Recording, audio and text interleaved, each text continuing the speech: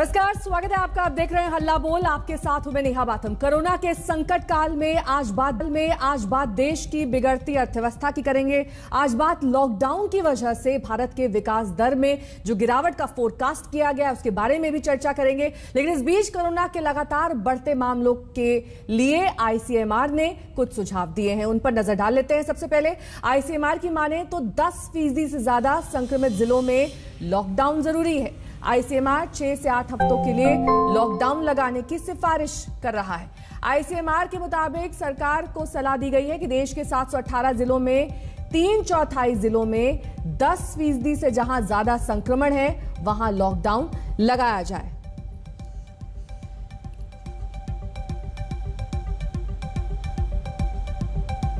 दस से ज्यादा संक्रमण शहरों में दिल्ली, मुंबई और बेंगलुरु जैसे शहर शामिल हैं, जहां पर रोजाना केसेस बढ़ रहे हैं। 10% से ज्यादा संक्रमित जिलों में लॉकडाउन जरूरी बताया गया है आईसीएमआर के इन सुझावों में। 10% से ज्यादा संक्रमित जिलों में 6 से 8 हफ्ते का लॉकडाउन लगाया जाए तो जान अगर बचेगी उसके बाद जहान पर बनाएगी, ये आज बड़ा सवाल जो हल्ला बोल में हम उठाएंगे। कैसे लॉकडाउन की वजह से अलग अलग इंडस्ट्रीज प्रभावित होती हैं, किस तरीके से इसका असर जीडीपी पर पड़ता है, देश की अर्थव्यवस्था पर पड़ता है। इस पर चर्चा करने के लिए सभी खास मेहमान हमारे साथ जुड़ रहे हैं, उनका परिचय आपसे कराएं। उससे पहले आपको यह भी बता दें कि देश की अर्थव्यवस्था किस तरीके से लॉकडाउन से प्रभावित होती है। इसी पर चर्चा करने के लिए हमारे साथ सैयद जफर इस्लाम बीजेपी प्रवक्ता जुड़ गए हैं, प्रोफेसर गौरव वल्लभ कांग्रेस प्रवक्ता, सुनील अलग चेयरमैन एसके एडवाइजर, संतोष मेहरोत्रा अर्थशास्त्री हैं और पिरूज खंबाटा इंडस्ट्रियलिस्ट हैं, और साथ ही दिलीप चोनॉय हमारे साथ जुड़ गए हैं जो कि सेक्रेटरी जनरल फिक्की हैं। सबसे पहले आपका रुख करते हुए, पिछली बार जब फर्स्ट वेव आई थी 2020 में, उसकी तुलना में कितने बेहतर तरीके से तैयार है सरकार देश की अर्थव्यवस्था को पटरी पर लाने के लिए? क्योंकि पिछली बार तो संपूर्ण लॉकडाउन था, इस बार आंशिक लॉकडाउन है। इस बीच देश की अर्थव्यवस्था के लिए क्या कुछ तैयारी की गई है सरकार की ओर से? क्या एक बार फिर से निर्मला सीतारमण सामने आएंगी, आर्थिक पैकेज का ऐलान होगा? देखिए नेहा जी, 2 मिनट में मैं एकदम सटीक बातें सब कह दूंगा। सबसे पहली बात के अगर उसको मापने का दंड है, जो तरीका है, तो उसको देखिए ऑक्सफोर्ड स्ट्रिंजेंसी इंडेक्स जो है वो उससे देखा जाता है कि कितना इंपैक्ट होगा जो इकोनॉमिक एक्टिविटीज पर। तो जैसे पिछले बार जब लगा था, उससे पहले मैं सबसे पहले कहना चाहता हूं कि ईद मुबारक टू एवरीबॉडी, इसलिए कि आज ईद का त्यौहार है, हमारे लिए बहुत पवित्र त्यौहार है और देशवासियों के लिए, इसलिए मैं आपके चैनल के माध्यम से सबको ईद मुबारक कहना चाहता हूं।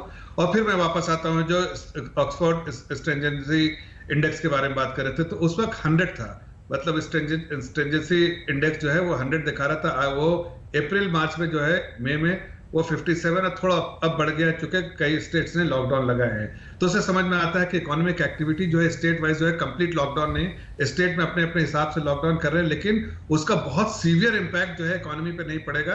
जरूर पड़ेगा, मार्जिनली पड़ेगा, लेकिन आप बहुत सारे जो है हाई फ्रिक्वेंसी डेटा भी देखिए, अप्रैल के देखिए, मार्च के देखिए, तो उससे आपको समझ में आता है कि चाहे, और सबसे बड़ी डिमांड जैसे पीएमआई है, आप देखिए अप्रैल का, वो आपको 50 से ऊपर है, दैट सजेस्ट कि इकोनॉमिक एक्टिविटीज चल रही है। आपको जो है जो इंसेंटिव जो है, जो पीएलआई इंसेंटिव जो है वो 17 बिलियन तक का अनाउंस कर दिया गया, मतलब बहुत ज्यादा जो है इन्वेस्टमेंट जो आ रहा है और उसमें इंटरेस्ट है लोगों का, ग्लोबल प्लेयर्स का भी इंडिया में शॉप सेटअप करने का और इन्वेस्टमेंट करने का। मतलब मैन्युफैक्चरिंग में डिमांड बढ़ेगी, वहां पर डिमांड भी बढ़ेगा, वहां पर साथ साथ जो है नौकरियां बढ़ेंगी। तीसरी बात जो है वो आपको दिखता है कि जो पावर डिमांड जो है वो मई में थोड़ा कम हुआ है जरूर, लेकिन ऐसा भी मार्जिनली कम हुआ है। उससे समझ में आता है कि इकोनॉमिक एक्टिविटी जैसे पिछले बार एकदम से खत्म हो गया था आपको, इसमें वो नहीं, मार्जिनली फर्क पड़ा, बिकॉज कहीं कहीं लॉकडाउन हुआ है। बट अगर आप देखिए बहुत सारी चीजें, जैसे CFR जो है एक तरीका है देखने का कि भाई केस फर्टिलिटी रेट क्या है, उससे समझ में आता है कि अगर थोड़ा लैग से आता है जरूर, लेकिन उससे समझ में आता है कि यहाँ पर जो है वो स्लो डाउन हो रहा है। अगर आप जो ग्रोथ रेट ऑफ ग्रोथ देखिए जो है वो भी उससे समझ में आता है कि जो है स्लो डाउन हो गया, पीक हो गया, स्लो डाउन की तरफ जा रहा है। तो जाहिर है कि ये मई का मंथ जो है थोड़ा सा, और इस क्वार्टर में थोड़ा सा इंपैक्ट पड़ेगा, लेकिन कितना भी आप अगर अभी आज के हिसाब से 2 महत्वपूर्ण बात करना चाहता हूं कि जो भी स्ट्रीट एनालिसिस है, पूरा स्ट्रीट को एक्सपेक्टेशन को अगर आप देखिए तो आज के दिन में भी कोई डबल डिजिट जो है रियल जीडीपी ग्रोथ रहेगा डबल डिजिट में। ठीक है, कोई 15%, 14%, 13% कह रहे थे, लेकिन मैं कह रहा हूं डबल डिजिट में, एग्जैक्ट नंबर नहीं कह रहा हूं। और दूसरी बात कि हम दो चीजों का ध्यान सरकार रखेगी, प्रोएक्टिवली मॉनिटर कर रही है। जिस तरह से हमने आत्मनिर्भर पैकेज अनाउंस किया था, उस तरह से जो सेक्टोरल सपोर्ट जो चाहिए वो हम देंगे, चाहे वो, और प्रोएक्टिवली देखेंगे। जब जरूरत होगा सरकार इंटरवेन करेगी, जैसे आरबीआई ने कुछ दिन पहले किया था। सरकार मिनिस्ट्री ऑफ फाइनेंस मॉनिटर कर रही है ऑन रियल टाइम बेसिस, और जब जरूरत पड़ेगा तो उसको हम उस तरह का अनाउंसमेंट करेंगे ताकि उस सेक्टर को सपोर्ट मिले। खास के कुछ सेक्टर ऐसे हैं, जैसे आपको देखिए टूरिज्म हुआ, होटल हुआ, रेस्टोरेंट हुआ, इस तरह के आज कुछ उसके पैकेज, जानते हैं कि उसमें स्ट्रेस है, लेकिन आज कोई पैकेज देने से फायदा नहीं है। जब इस महामारी से हम बाद में आएंगे, जब इकोनॉमिक एक्टिविटी और उस सेक्टर में तेजी से एक्टिविटी शुरू होगी, तो उस वक्त हम जाहिर है पैकेज देंगे। मैं आपको एडवांस से बता रहा हूं, ताकि उस वक्त उनको राहत मिले। और वो इकोनॉमिक एक्टिविटीज अभी घर में बैठ के तो नहीं कर सकते, लेकिन खोलेंगे तो उसको जो सपोर्ट चाहिए वो हर तरह की सपोर्ट देंगे। तो मैं नटशेल में इतना कहना चाहता हूं कि जीडीपी ग्रोथ डबल डिजिट में रहेगा। सपोर्ट जो है सरकार का पूरा रियल टाइम पे से मॉनिटर हो रहा है, उसका पूरा रहेगा, और प्रोएक्टिवली सरकार जो है सपोर्ट करेगी, और जो भी सेक्टर को जो सपोर्ट की जरूरत होगी वो जरूर करेगी। इसलिए कि हमारा लक्ष्य है लोगों को, इस बार वो कंप्लीट लॉकडाउन, उस वक्त मजबूरी थी कि कोई इसके बारे में नहीं जानता था। और दुनिया में आप देखिए दो मॉडल है सामने, इकोनॉमिस्ट बैठे हैं, गौरव वल्लभ भाई भी हमारे इकोनॉमी के प्रोफेसर हैं, जानते हैं अच्छे से, दोस्त है हमारे। लेकिन मैं आपको सब, और अलग जी भी है, मैं आपको दो मॉडल बताता हूं दुनिया में जो फॉलो हुआ है। एक देखिए अमेरिकन मॉडल है, देखिए फॉर इंस्टेंस फ्लोरिडा में एक दिन का भी लॉकडाउन नहीं लगा, not a single day since last year, जब से महामारी है, नॉट अ सिंगल डे। वही वेस्टर्न ऑस्ट्रेलिया का आप एग्जांपल देखिए, एक केस आया जो कि क्वारंटीन से लेके आदमी जो है वो पॉजिटिव हो गया, तो पूरे इसमें जो है 30 दिन का लॉकडाउन लग गया, ताकि तो दो अलग अलग मॉडल है। जो आप बाकी कंट्रीज का एग्जाम्पल दे रहे हैं वो ना ही दे तो बेहतर है, क्योंकि अगर इन कंट्रीज से एग्जाम्पल लिया जाता तो आज हम सेकेंड वेव के लिए बेहतर तरीके से तैयार होते, क्योंकि सेकेंड और थर्ड वेव से यूरोप, अमेरिका जैसे देश गुजर चुके हैं। वहां पर केसेस में कमी इसलिए आई है क्योंकि लोगों को दोनों डोजेस वैक्सीन लग चुकी है। वहां पर नहीं मास्क लगाने की नौबत इसीलिए आई है क्योंकि अधिकांश आबादी वैक्सीनेटेड हो चुकी है। गौरव वल्लभ को इस वक्त मैं चर्चा में शामिल करना चाहूंगी। गौरव जी, जिस तरीके का इकोनॉमिक जार्गन यहाँ पर जफर इस्लाम समझा रहे हैं कि डबल डिजिट जीडीपी ग्रोथ बनी रहेगी, क्या आधार है इसका, क्या बेसिस है? क्योंकि इस बार तो पार्शियल लॉकडाउन है, पिछली बार कंप्लीट लॉकडाउन है। और आपको ये भी बता दें कि जेपी मॉर्गन और मूडी का जो सर्वे है उसमें 9.3% जीडीपी ग्रोथ मूडी ने बताई है और 11% जीडीपी ग्रोथ जेपी मॉर्गन ने बताई है। ये उनके आंकड़े कहते हैं, और फोरकास्ट थे 12 से 13% जब तक हम सेकेंड वेव से नहीं गुजरे थे। कैसे संभव होगा ये, गौरव जी? नेहा जी, सबसे पहले तो मैं आज तक के सभी दर्शकों को अक्षय तृतीया, भगवान परशुराम जयंती और ईद की बहुत बहुत शुभकामनाएं और मुबारकबाद देना चाहता हूं, और हाथ जोड़ के ईश्वर से विनती करता हूं कि इस महामारी से हमें बाहर निकालें, क्योंकि सरकार से तो कुछ नहीं हो पा रहा है, वो तो मूक दर्शक बन के बैठी है। अब इन्होंने कुछ डेटा दिए, मैं तो सिर्फ इन्हीं के डेटा से ही बात करूंगा, अपना कोई डेटा नहीं दूंगा। सीएमआई की रिपोर्ट है कि अप्रैल माह में 74 लाख लोगों ने अपनी नौकरी गंवाई है। अप्रैल माह को गए अभी मात्र 13 दिन हुए, 74 लाख लोगों ने अपनी नौकरी गंवाई है। ये सीएमआई का डेटा है। प्यू रिसर्च कहती है कि 3 करोड़ लोग मिडिल इनकम से लोअर इनकम में आ चुके हैं। सरकार क्या कर रही है इस दौरान? सरकार को जब डायरेक्ट कैश सपोर्ट देना चाहिए लोगों के हाथ में डिमांड को बूस्ट अप करने के लिए, उस समय वो पैसा सरकार प्रयोग कर रही है अपने लिए महल बनवाने के लिए, अपने लिए हवाई जहाज लेने के लिए, अपने नाम के स्टेडियम बनवाने के लिए, क्योंकि सरकार का प्रायोरिटी वो है।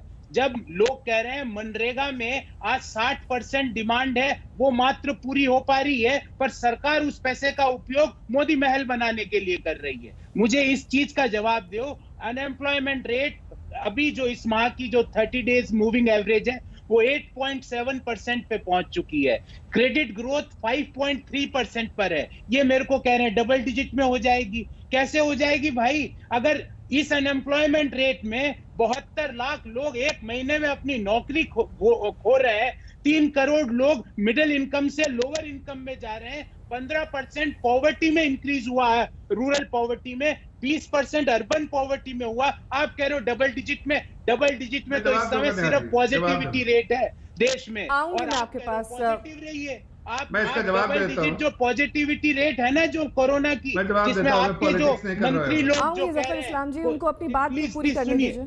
सुन लीजिए जफर जी, जो आपके जो मुख्यमंत्री, भूतपूर्व मुख्यमंत्री कह रहे हैं ना कि कोरोना तो एक जीव है, आप तो उसकी रक्षा में लगे हुए हो। आप तो देश पूरा मर रहे हैं लोग, आप कह रहे हो हम तो उनकी रक्षा करेंगे क्योंकि वो भी एक जीव है। आपके एक शीर्ष मंत्री से, प्रधानमंत्री जी से एक ट्वीट नहीं हुआ कि ये mister Rawat what you are saying is absurd, it's blunder, it is anti national, आपसे नहीं बोला गया। और आप यहाँ के डबल गौरव जी, आप टॉपिक पर रहिए, टॉपिक से डाइवर्ट हो रहे हैं। टॉपिक पे ही हूं नेहा जी, क्योंकि प्रॉब्लम क्या है कि आज कोरोना पहुंच गया है रूरल इंडिया में, और रूरल इंडिया से जो खबरें आ रही है, मनरेगा में 60% मात्र जो डिमांड है उसकी मात्र 60% मिल रही है एम्प्लॉयमेंट। क्यों मिल रही है? क्योंकि आपने उसमें बजटरी एलोकेशन नहीं किया। आप लोगों के हाथ में, पूरी दुनिया की ये बात कर रहे हैं, पूरी दुनिया ने डायरेक्ट कैश सपोर्ट किया, मिडिल इनकम पे चेक प्रोटेक्शन प्रोग्राम लाए, जो मध्यम आय वर्गीय लोगों की नौकरी गई उनके खातों में पैसे जमा कराए, पर यहाँ की हमारी देश की सरकार ने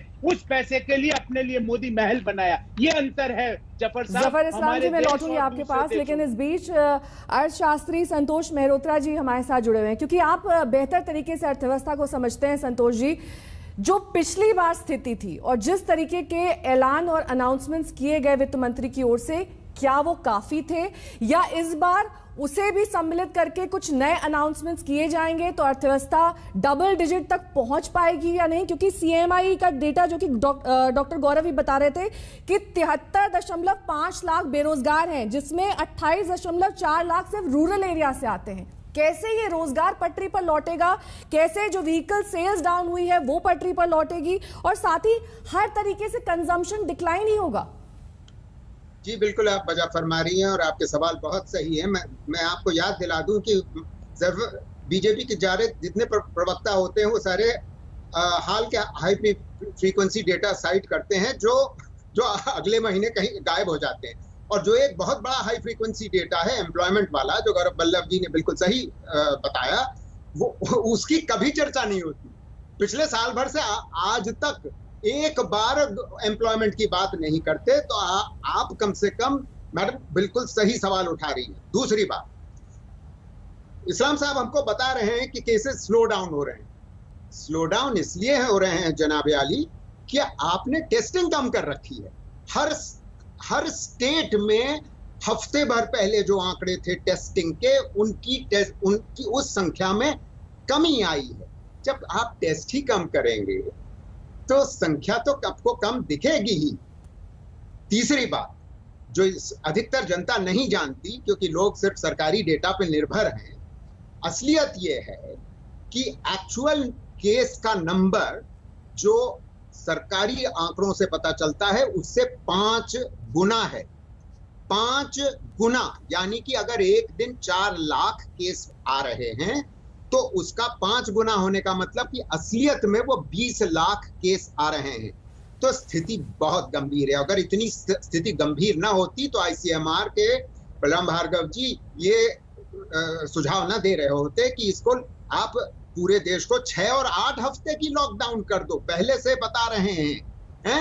और याद रहे कि लॉकडाउन एक बड़ा क्रूड मैकेनिज्म है, भयंकर क्रूड मैकेनिज्म है, जो पिछली बार साबित हो चुका है। क्योंकि हमने जिस प्रकार का स्ट्रिंजेंट लॉकडाउन पिछली बार किया था, उसका असर यह हुआ था कि हमारी अर्थव्यवस्था में जो गिरावट आई थी पहले क्वार्टर में और दूसरे क्वार्टर को जोड़ करके, वो दुनिया के किसी देश में नहीं आई थी। चीन का हाल देख लीजिए, उन्होंने केवल वुहान शहर और हुबे प्रोविंस में लॉकडाउन किया था, एक प्रोविंस में। और थोड़ा बहुत उन्होंने बीजिंग शंघाई में लॉकडाउन किया। हमने क्या किया? 600 से कम केस हैं और हमने देशव्यापी लॉकडाउन कर दिया। और क्या प्रिपेयर्डनेस थी हमारी? तो आज भी हमारी प्रिपेयर्डनेस नहीं है। माफ करिएगा, हमको प्रिपेयर्डनेस पे काम करना है। मुझे ये बात कह लेने दीजिएगा कि देखिए, वैक्सीनेशन पे आज तक ये सरकार सुप्रीम कोर्ट में ये कहे चले जा रही है कि हमारी जो नीति है वो सही है, यानी कि राज्य सरकारें जाएं और दुनिया में खरीदें। राज्य सरकारें जाएं और जो दो मैन्युफैक्चरर्स हैं हमारे देश के, उनसे जो दाम वो मांग रहे हैं उस दाम पे खरीदें। अर्थशास्त्री आपको एक पहला सिद्धांत बताएगा। अनफॉर्चुनेटली इनकी सरकार में कोई अर्थशास्त्री है ही नहीं, जिसके बारे में मैं अभी आता हूं। अभी कौन है अर्थशास्त्री, मैं बता देता हूं। संतोष जी, मैं लौटूंगी आपके पास, क्योंकि बात इस मुद्दे पर आकर टिक गई है कि क्या double digit growth rate achieve कर पाएगी इंडिया, क्योंकि पार्शियल लॉकडाउन इस वक्त चल रहा है। सुनील अलग साहब को मैं चर्चा में जोड़ना चाहूंगी। सुनील जी, जिस तरीके से अभी भी इस बात पर द्वंद्व बना हुआ है कि पार्शियल लॉकडाउन होना चाहिए या कंप्लीट लॉकडाउन होना चाहिए, अभी तक ये सरकारें नहीं तय कर पा रही कि किस तरीके से लॉकडाउन को इंपोज किया जाए, माइक्रो लेवल पर लॉकडाउन लगाया जाए, मैक्रो लेवल पर लॉकडाउन लगाया जाए, क्योंकि बहुत सारी ऐसी इंडस्ट्रीज हैं जो टोटल शटडाउन हो गई हैं और अभी तक जो बीच में एक फेज आई थी फर्स्ट वेव और सेकेंड वेव के बीच में भी, उसमें भी रिवाइव नहीं हो पाई है। किस तरीके से आप डबल डिजिट ग्रोथ रेट देख पाते हैं या नहीं देख पाते हैं, क्योंकि अब सेकेंड वेव के बाद थर्ड वेव का भी खतरा है। तो लगातार ये जो स्थिति और परिस्थितियां बदल रही हैं, इसमें कैसे हम बेहतर तरीके से तैयार रह सकते हैं और कैसे हम अपनी इंडस्ट्रीज को रिवाइव करने के बारे में और उनके मैकेनिज्म को बदलने के बारे में सोच सकते हैं? नहीं, देखिए, जो अभी तक मैंने जो सुना है, ये तो दिस इज ऑब्वियस, जो blinding glimpse of the obvious. Both Santosh ji as well as Gaurav ji have just stated what has happened. अब मैं तो इटर्नल ऑप्टिमिस्ट हूं, इसलिए मैं शुरुआत करता हूं कि ठीक है, सेंट्रल गवर्नमेंट ने गलती की, स्टेट गवर्नमेंट ने गलती की, हमने गलती की, सब लोगों ने गलती की। जो 3-4 महीने के लिए we just took it lightly और सब जगह कंप्लेसेंट से, और सेकंड वेव आ गया। अब आ गया है तो मतलब हमें आगे देखना है कि यहां से अब हम क्या करें। एक सजेशन नहीं आया है अभी तक किसी से भी कि भाई हम आगे जाके क्या करें। मैं तो सिर्फ कह रहा हूं कि देखिए, एंड में और मिडिल जून तक अगर आपको लॉकडाउन करना है तो कर दीजिए, बिकॉज मॉनसून्स जो हैं वो जून में स्टार्ट होंगे।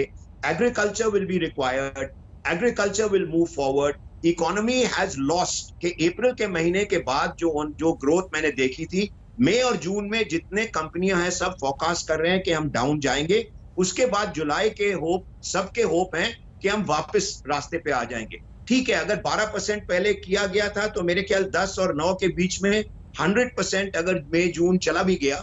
देखिए, सेंट्रल गवर्नमेंट भी कर रही है और उन्होंने कहा है कि देखिए, स्टेट गवर्नमेंट को अगर आपको करना है, क्योंकि सारे ब्लेम गेम सेंटर के ऊपर डालने में कोई फायदा नहीं है कि भैया आप अगर आपको ऑर्डर करना, जैसे मुंबई में, अब मुंबई के लिए उन्होंने स्टेट गवर्नमेंट ने ऑर्डर कर दिया है, 18 तारीख तक उन्होंने फ्लोट किया है और सेंटर भी एक साथ कर रही है।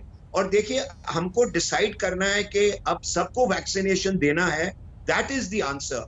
अब जितना भी लॉकडाउन है, मेरे ख्याल gradually from middle of June आप देखेंगे कि ग्रेजुअली हमको ओपन करना है। By end June industry must behave itself, people must behave themselves, सबको मास्क पहनना है, सबको ये करना है। अब नहीं है वैक्सीन, अब जब तक हम एडमिट नहीं करेंगे कि जून तक वैक्सीन नहीं है, भैया हम लोगों ने गलती की, आप लोगों ने गलती की, सब गलती की। अब कितनी बार आप दौड़ाओगे कि सेंटर ने नहीं ये किया, मोदी ने वो नहीं किया, सेंटर स्टेट गवर्नमेंट ने, कितनी बार कहते रहोगे आप? इतनी बार कहना से कोई फायदा नहीं होने वाला। आगे जाके देखिए, सेंटर गवर्नमेंट अब वैक्सीन ऑर्डर कर रही है। मुंबई में उद्धव ठाकरे भी ऑर्डर कर रहा है, करने दो उसको मुंबई के लिए ना। अब चाहे फाइजर का लेके आए, चाहे मॉडर्ना का लेके आए, Bombay has the capacity of cold storage. तो उन्होंने, सेंटर ने कहा ठीक है आपको मुंबई के लिए करना है। देखो, micro management is the most important. अब देखिए, आगे जाके मुंबई में, पुणे में और नासिक में, these are the 3 main areas. ये नहीं मैं कह रहा हूं कि महाराष्ट्र में नहीं होगा, महाराष्ट्र में भी होगा, लेकिन हमको अब प्रायोरिटी वाइज जब तक पूरी वैक्सीन नहीं आती है हमको मैनेज करना है। अब इसी में हमको मैनेज करना है। एग्रीकल्चर, देखो मुझे बहुत ही भरोसा है कि अगर मॉनसून ठीक रहा जैसे प्रोजेक्शन है तो हम मॉनसून का agricultural growth will be massive. Industry will always bounce back. जितना हम कंप्लेन कर रहे हैं, हाइंडसाइट में कहते रहेंगे हम लोग, भाई साहब हमको ये करना था, वो करना था, जैसे कि आप एकदम होशियार सिंह हैं, आपको मालूम था सब कुछ करना चाहिए था। मिडिल इनकम ग्रुप, वो तो मैं 2 साल से कह रहा हूँ, मिडिल इनकम ग्रुप बजट में भी गया काम से, बिकॉज उनके हाथ में कुछ भी पैसा नहीं आया और वो कह रहे हैं कि भाई साहब 200-300 मिलियन हमारे बारे में भी सोचो कि देखिए पेट्रोल का प्राइस बढ़ गया, सब बढ़ गया। उनके हाथ में आप कुछ नहीं दोगे तो consumption pattern will never. Piruz Khambata जी भी हमारे साथ जुड़े हुए हैं, उद्योगपति हैं।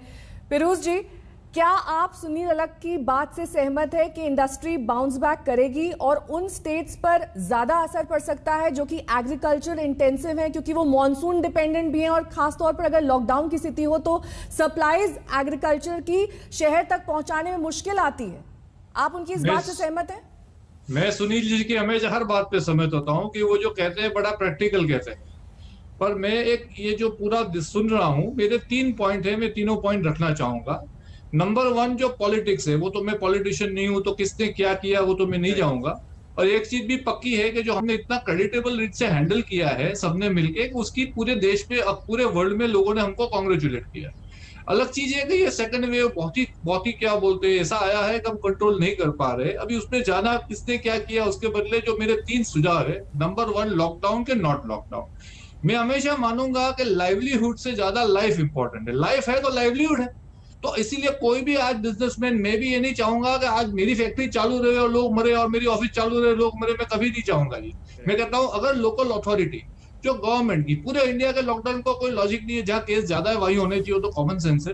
पर अगर लोकल अथॉरिटी नक्की करे कि हमारा कंटेनमेंट जोन में है, हमको लॉकडाउन की जरूरत है, तो हमको लॉकडाउन कर ही देना चाहिए, उसमें कोई इश्यू ही नहीं है। पूरे कंट्री का लॉकडाउन करने का कोई मतलब नहीं रहता है और ट्रांसपोर्टेशन को बंद करने का कोई मतलब नहीं रहता है। एग्रीकल्चर को तो फ्री रखना पड़ेगा, एग्रीकल्चर रिलेटेड चीजों को फ्री रखना पड़ेगा। तो ये जो रिस्ट्रिक्टेड लॉकडाउन ही वे जाती है तो कंप्लीट लॉकडाउन भी करना पड़ेगा, हमको सपोर्ट करना चाहिए। नंबर 2 वैक्सीन की, और मैं फरवरी से काफी 6 चैनलों पे फरवरी में बोल चुका हूं, आज नहीं फरवरी में, कि एक चीज पक्की है कि 130 करोड़ को हम वैक्सीनेट नहीं कर पाएंगे, आज भी नहीं करने वाले। तो ये पॉसिबल ही नहीं है कि हर बच्चा वैक्सीनेट हो जाएगा। अमेरिका में भी नहीं हुआ, यूके में भी नहीं हुआ, यूरोप में भी नहीं हो रहा है। वो उनके परसेंटेज ज्यादा लगते हैं क्योंकि वो इजराइल छोटी कंट्री है तो 70% लगता है, सेशल्स छोटी कंट्री है 70% लगता है, उसमें हमने वैक्सीन दिया सेशल्स को। तो हमको ये करना पड़ेगा कि जो फ्रंटलाइन वर्कर है, जो मैं फरवरी से कह रहा हूं, उसका डेफिनेशन बढ़ा के उसमें जो हमारे इंडस्ट्री के लोग फैक्ट्री में जुड़े हैं, फार्मिंग से जुड़े हैं, जो एक्चुअल फ्रंट लाइन है, उनको इंक्लूड करना पड़ेगा, न कि सबको दे देवे। और जो चीजों को भी जरूर नहीं है, अब मेरे ईडीपी वाले को जरूर नहीं है, मेरे अकाउंटेंट को जरूर नहीं है, जो ऑफिस वाले घर से काम कर सकते हैं, उनको तो वैक्सीन की अभी जरूरी नहीं है, तो उनको क्यों दे रहे हैं हम? और काफी लोग हैं जो उसको दे ही जरूर। तो मेरे हिसाब से प्रायोरिटाइज करना पड़ेगा। गवर्नमेंट ने बहुत अच्छा किया कि पहले मेडिकल को दे दिया, ओल्ड लोगों को दे दिया। अब मेरे हिसाब से उनको सबको ओपन करेंगे तो किसी को नहीं मिलेगा। जो मेन इकोनॉमी की जो तंत्र है, जो फ्रंटलाइन वर्कर है, एयरलाइन, एविएशन कहते हैं, हॉस्पिटैलिटी बोलते हैं, जो रोड ग्राहकर है, जो बेचारे रोड पे धंधा करते हैं, उनको वैक्सीन दे दो पहले, और फिर जाके उनको दो। और ये थर्ड मुद्दा जो मैं बताना चाहूंगा, जीडीपी ग्रोथ का। अब मेरे को आपको ये बताना है कि जो गवर्नमेंट ने पॉलिसी या रिफॉर्म की लाई है आत्मनिर्भर भारत पैकेज में, और काफी if you ask me commendable है, और ग्रोथ तो आना है। मैं ऑप्टिमिस्टिक हूँ कि इंडिया का अच्छा रोड रहेगा सेकंड वेव के हिसाब से, डबल डिजिट और ये मेरे हिसाब से ये गौरव जी को मैं चर्चा में शामिल करूंगी। गौरव जी, डबल डिजिट रहेगा। जिस तरीके से इंडस्ट्रीज यहाँ पर कह रहे हैं कि वैक्सीन की जो रफ्तार थी वो शुरू में पहले पटरी पर चल रही थी, अचानक डीरेल हो गई। लेकिन जब पिछली बार संपूर्ण लॉकडाउन लगा था तब भी आपने मोदी सरकार की क्रिटिसिज्म किया था, उनकी निंदा की थी। अब जब पार्शियल लॉकडाउन लगा है तो आप कह रहे हैं संपूर्ण लॉकडाउन लगना चाहिए। क्या इसके पीछे आधार है? क्योंकि अगर इसको अर्थव्यवस्था से जोड़कर देखा जाए तो इस बार हम बेहतर स्थिति में, क्योंकि हमें पता है कि बार बार इस तरीके के वेव्स आ सकते हैं। नेहा जी, ये बेहतर स्थिति है कि देश में एक भी राज्य के पास सफिशिएंट ऑक्सीजन नहीं है। ये इसको बेहतर स्थिति कहते हैं नेहा जी। 15 महीने हो गए। बेहतर स्थिति मैंने सर इसलिए कही क्योंकि पिछली बार जब पूर्ण लॉकडाउन लगा था तो किसी को अंदाजा नहीं था कि उसका असर अर्थव्यवस्था पर क्या हो सकता है। लेकिन इस बार हम थोड़ा बेहतर इसलिए प्रिपेयर्ड है क्योंकि हमें पता है कि लॉकडाउन का असर क्या होता है। रोजगार चले जाते हैं, इंडस्ट्रीज ठप हो जाती हैं, हर तरीके से डबल डिजिट ग्रोथ जो है वो मुश्किल हो जाती है। जी, 15 महीने हो गए बीमारी को आए देश में। 15 महीने, 15 months, what we had done। एक राज्य के पास हम सफिशिएंट ऑक्सीजन नहीं दे पाए, 15 महीने हो गए। एक राज्य के पास सफिशिएंट दवाई नहीं दे पाए, एक राज्य के पास सफिशिएंट हॉस्पिटल बेड नहीं दे पाए, एक सिटी में सफिशिएंट बेड नहीं दे पाए। 15 महीने हो गए और सब बातें करते हैं सब मिलजुल कर। मैं सुनील जी का बहुत व्यक्तिगत रूप से आदर करता हूं। सुनील जी, मैं शुरुआत से कह रहा हूं, आपके साथ मैंने 10 शो किए, मैं शुरुआत से कह रहा हूं कि लोगों के हाथ में जब तक पैसा नहीं दोगे डिमांड नहीं जनरेट नहीं होगी। आज दबे स्वर से आपने भी मानी वो बात। अच्छा लगा मुझे कि 15 महीने बाद आपने सच बोलने की हिम्मत जुटाई। मैं शुरू से कह रहा हूं मैडम, आपने पूछा ना सुनील जी ने कि क्या उपाय है, तो मैं कह रहा हूं पहला उपाय लोगों के हाथ में पैसा दीजिए। पर आपकी क्या ईगो खराब हो जाएगी सरकार की। सरकार को लगेगा अरे ये तो कांग्रेस की स्कीम है, अरे आप अपना नाम दे दो उसको, पंडित दीनदयाल उपाध्याय न्याय योजना का नाम दे दो, पर लोगों के हाथ में पैसा दीजिए। ग्रामीण भारत में संक्रमण पहुंच चुका है, वहां पर पैरासीटामोल नहीं मिल रही है। आप उत्तर प्रदेश और बिहार के गांवों में जाके देखिए। नेहा जी, आपके पास तो हजारों रिपोर्ट्स आती होगी, आपको पता है क्या हालत है वहां पे पैरासीटामोल नहीं मिल रही है।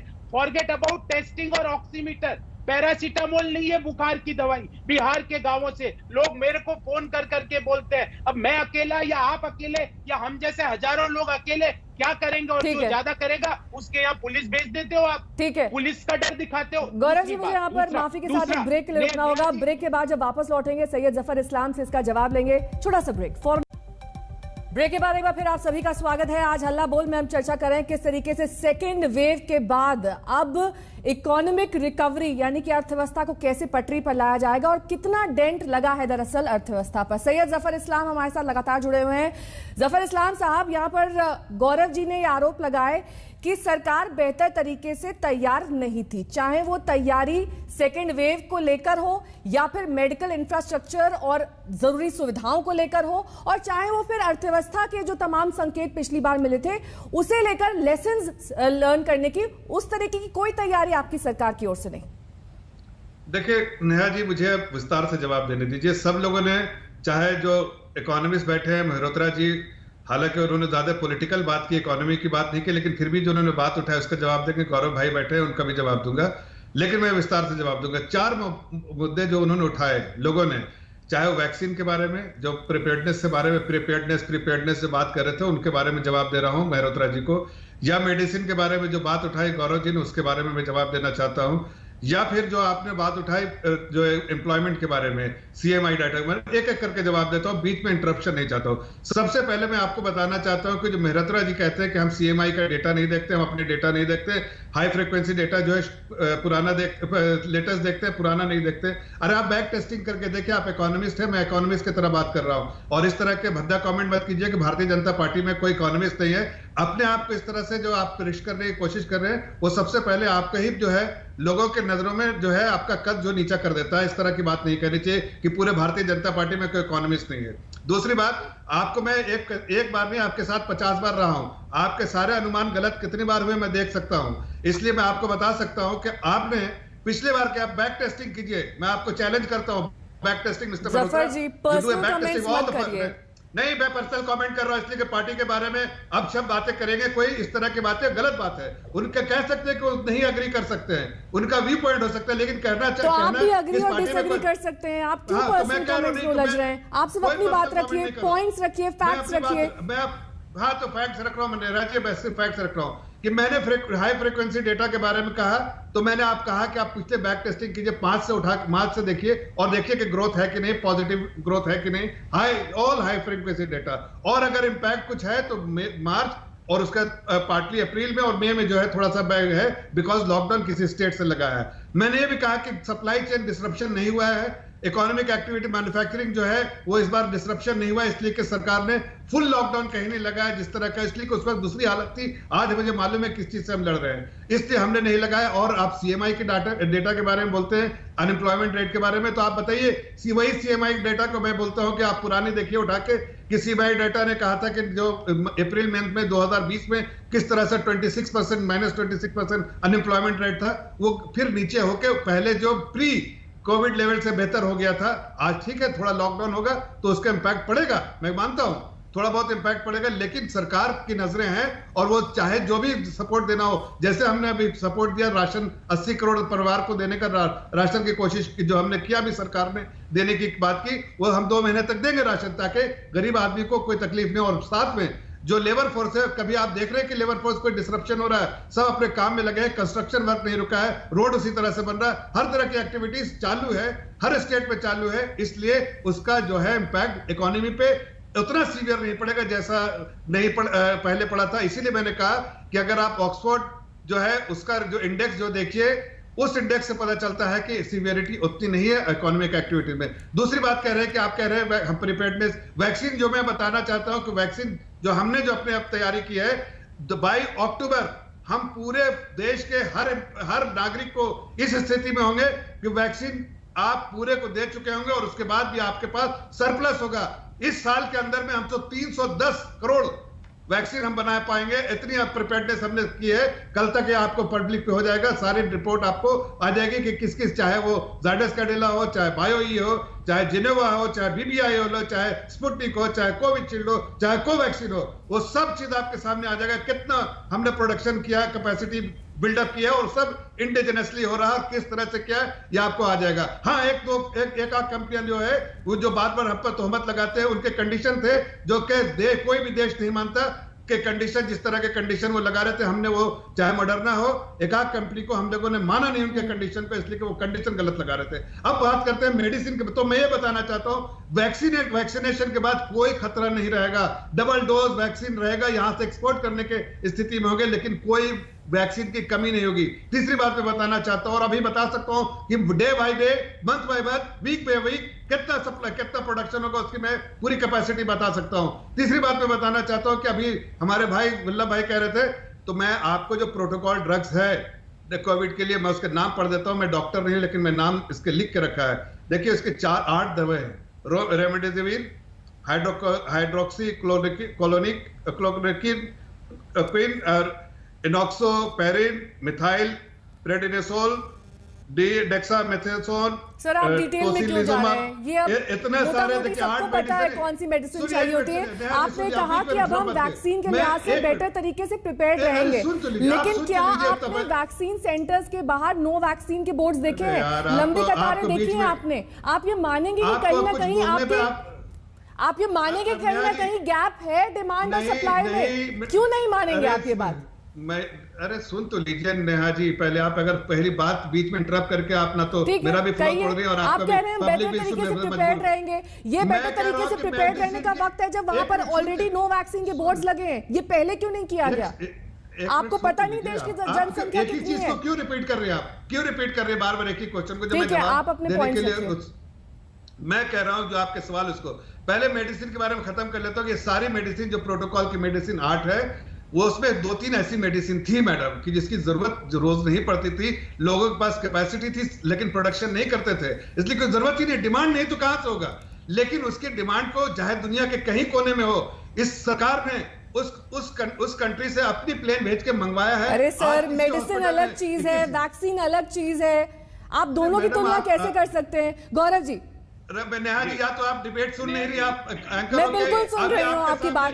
आप वैक्सीन की तुलना मेडिसिन से कैसे कर सकते हैं? अभी पैरासीटामोल के बारे में बात हो रही थी कि फैक्चुअल बात करते हैं, हमने बताया फैक्चुअल बात करते हैं। प्लीज सुनिए, आपने प्लीज सुनिए जफर भाई, आपने पूछा, एक्सपर्ट्स ने भी पूछा कि सुझाव क्या। जफर इस्लाम साहब, आपने अपने पॉइंट्स रख दिए, आप अपनी बात रख चुके हैं।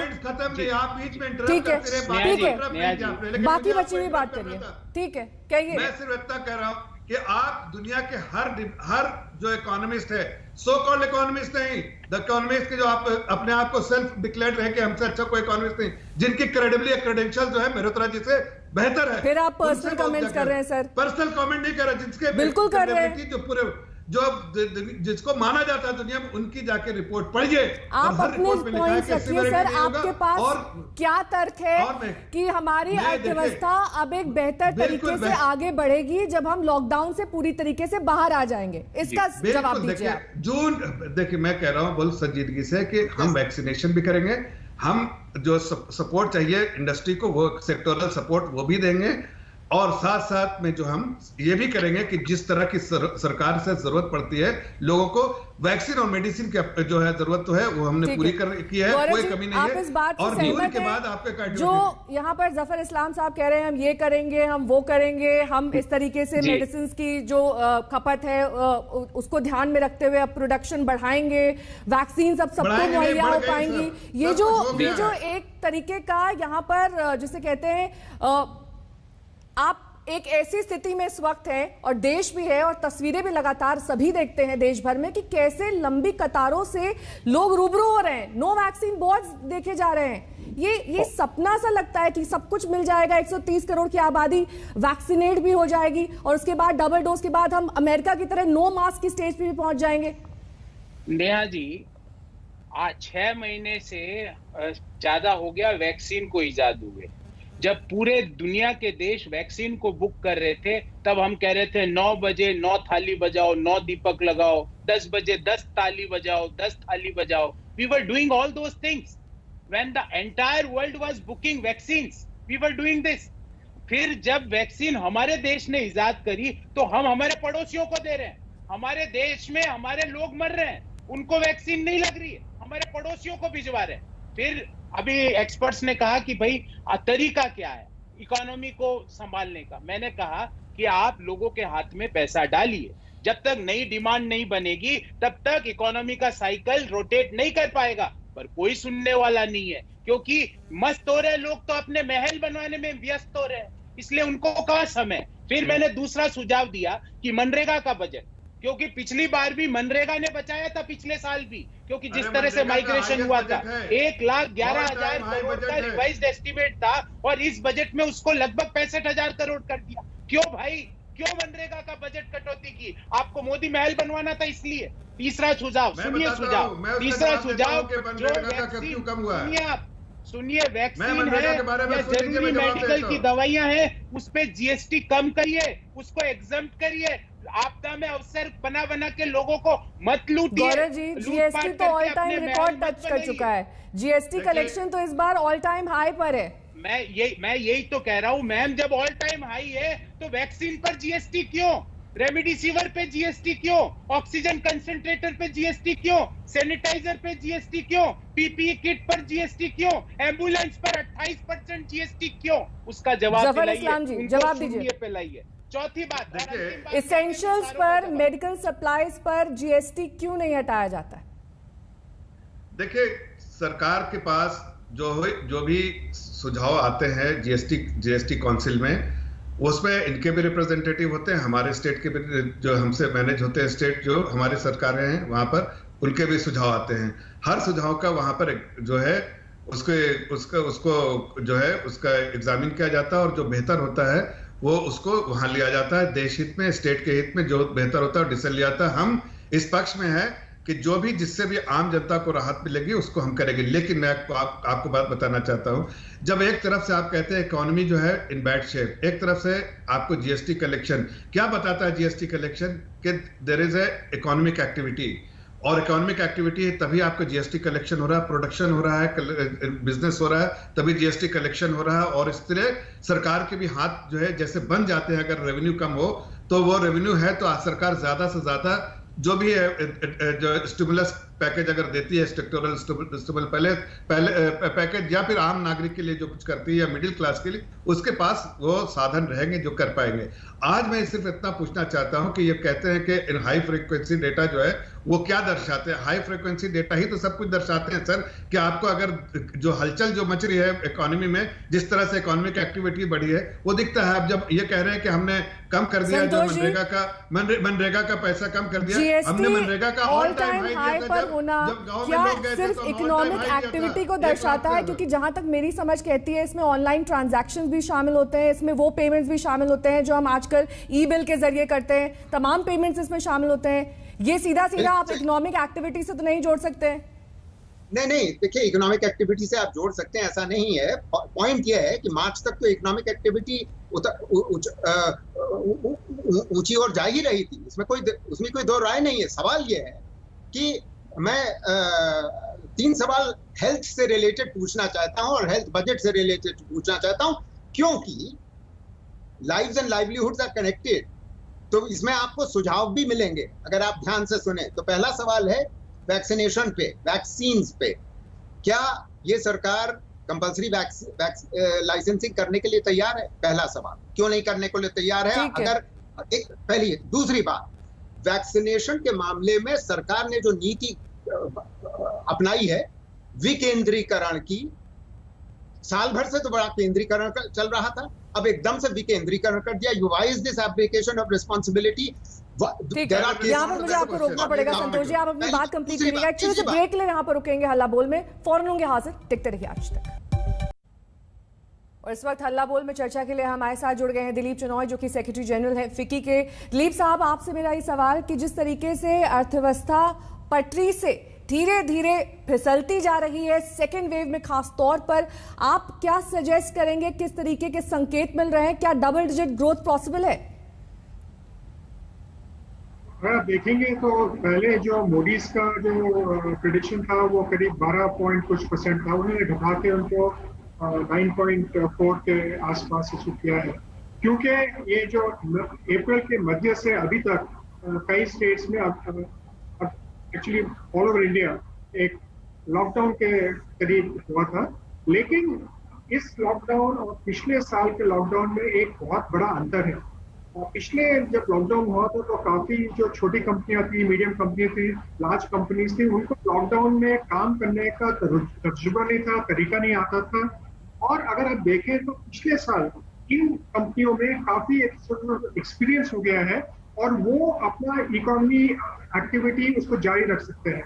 तो अगर आप स्मॉल स्केल इंडस्ट्री में भी देखिए तो एक सर्वे किया था, उसमें 47 to 48% लोगों ने डिजिटली एक तरीके से अप्लाई कर लिया है।